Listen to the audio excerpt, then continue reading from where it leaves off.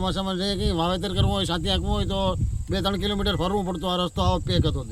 આ રસ્તો ખુલી જતાં અમને ઘણો ફાયદો થયો અને ખેડૂતને બધીને માટે ફાયદો છે. અને સરપંચના કલેક્ટર સાહેબ કહેવાથી સરપંચના માર્કેટ હેઠળ સારામાં સારો રસ્તો બની ગયો. કેટલા કિલોમીટરનો રસ્તો સાફ કર્યું છે? લગભગ 1.5 કિલોમીટર. 1.5 કિલોમીટરનો. હવે અવર જવર આસાનીથી થઈ શકે છે? ફૂલ પાવર આસાનીથી. સામામાં ગાડા આવતા હોય તો કોઈ પ્રોબ્લેમ ન થાય. નકર એક ગાડું નીકળતું નહીં. પહેલાં અહીંયા શું તકલીફ હતી? પહેલે બાવરું હતા, રસ્તો ભીડાઈ ગયો હતો.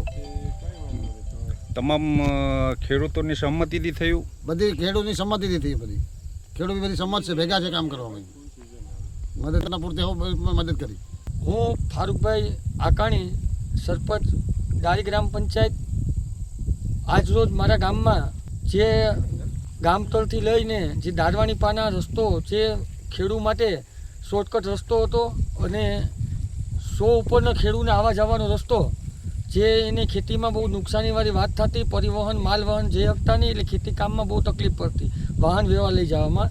એટલે ખેડૂતોની ફરિયાદ આવતા અને જિલ્લા કલેક્ટર સાહેબ ગીર સોમનાથની સૂચનાથી મળતા તાત્કાલિક અમોએ મારા ગામના ખેડૂતોને ભેગા કરેલ કે આ રસ્તો આપણે સૌ સાથે મળી અને સ્વૈચ્છિક દબાણ દૂર કરીએ તો આપણે તમામ ખેડૂત માટે ફાયદારૂપ સાબિત થાય.